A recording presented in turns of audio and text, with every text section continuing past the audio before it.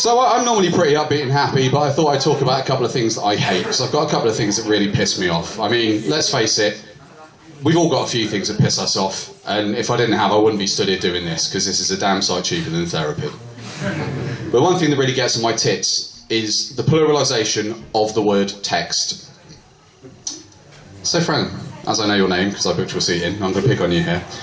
What's the plural of text? Texts? Texts is correct. How many people know somebody that says fucking texts? Texts. I've got one of them at work, and it fucks me off because part of my job is dealing with assigning responses to texts. And every single time, I can't do that text that you sent me because I've already got 5 texts. Texts? It's texts, not fucking texts. You're not Gollum, are you? Oh, the hobbits are sent the texts. We can't deal with them, our precious. We have to go and kill them.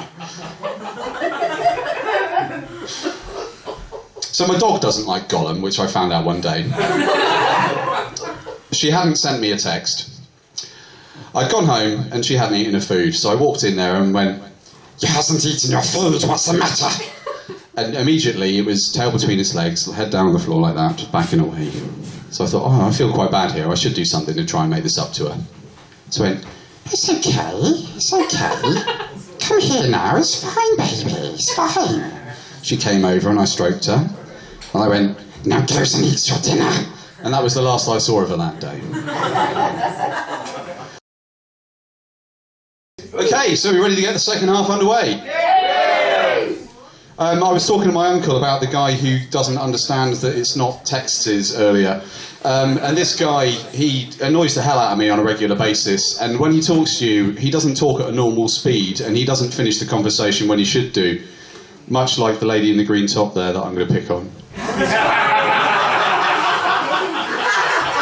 Thank you.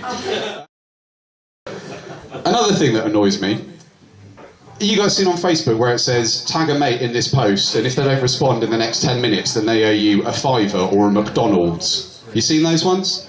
Yeah? Do you know what you really owe them if they tag you in those posts? Punch you in the fucking teeth.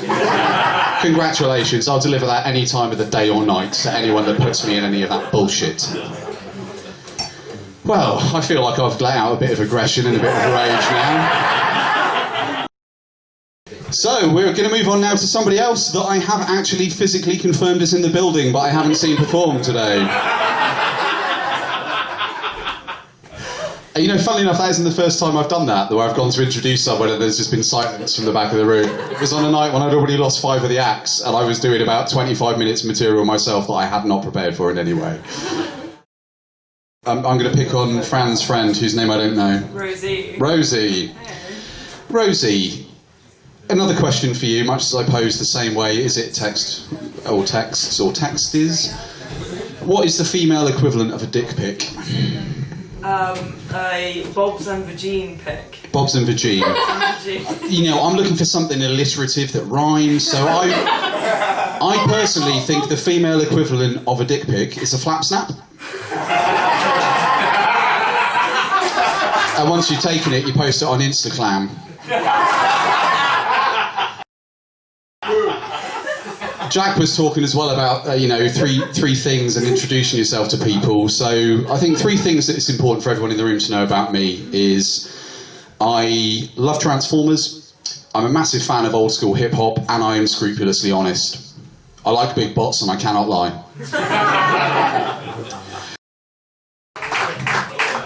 So, some interesting observations on the Green Mile there. It's not my favourite Stephen King book. I'm more of a fan of It. I don't really have a joke for that, I just like thinking about children being murdered.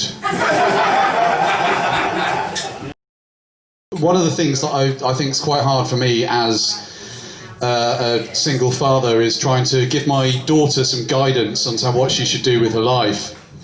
Because she started talking when other people are trying to entertain the room, and now I'm going to tell you off as well. We deserve it. You do deserve it. You're lucky I'm so placid. We've done all the rage earlier on, I'll come over there and slap you. So, and that got me thinking, then surely the technology exists nowadays that you can have a sat-nav that you can record your own voice onto. And that seems like a really good idea, doesn't it? But would you honestly listen to you telling you to do something? You would. I would. You would. So you've never once had the thought, probably shouldn't have another drink. And then the next thing you know, you've woken up inside somebody else's van. She has. I love these breaking news type scenarios. We get them occasionally. Tell me about the van.